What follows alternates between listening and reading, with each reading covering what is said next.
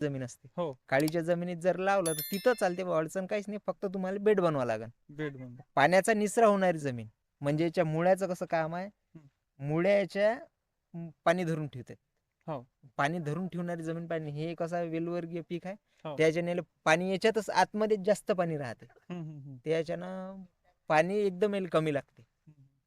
तुमची जर जमीन खडका म्हणजे मुरमाटीची असली किंवा भरकाळ जर असली हो. ते योग्य आहे जमीन त्या. मग याच्यामध्ये व्हेरायटी असेल ना? हो, व्हेरायटी बरेचशा साऱ्या व्हेरायटी आहेत. हं.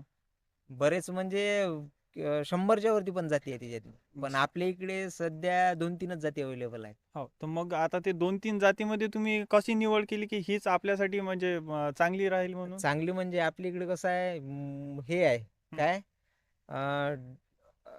आपल्या इकडे पांढरं आणि म्हणजे वरून पण लाल राहते आणि आतून घर त्याचा पांढरा राहते. त्याची आपल्याकडे डिमांड जास्त नाही आहे. म्हणजे पहिल्यांदा चालत होता आपण, आता कसं आहे रेड रेड चालते. म्हणजे आतून रेड आणि बाहेरून रेड. आतून रेड आपली क्वालिटी आहे हायब्रिड सी.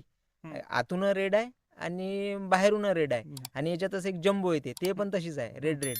आणि एक आता पिंक आलेली आहे म्हणजे बाहेरून पिवळं आणि आतमधून पांढरं. आणि अशा आपल्याला 4-5च व्हेरायटी माहिती आहे. बाकी संशोधनवाले सांगतात बऱ्याचशा साऱ्या व्हेरायटी आहेत.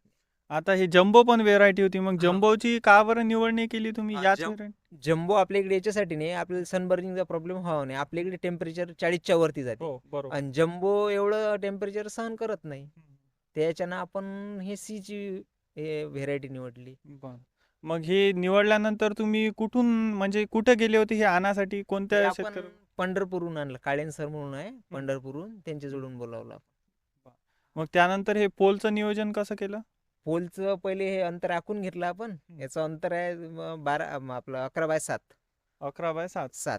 तर आपण पूर्ण नियोजन पहिले आखून घेतलं. त्यानंतर ड्रिलच्या साहाय्याने गड्डे केले. मग बस लेबर लावून मजूर.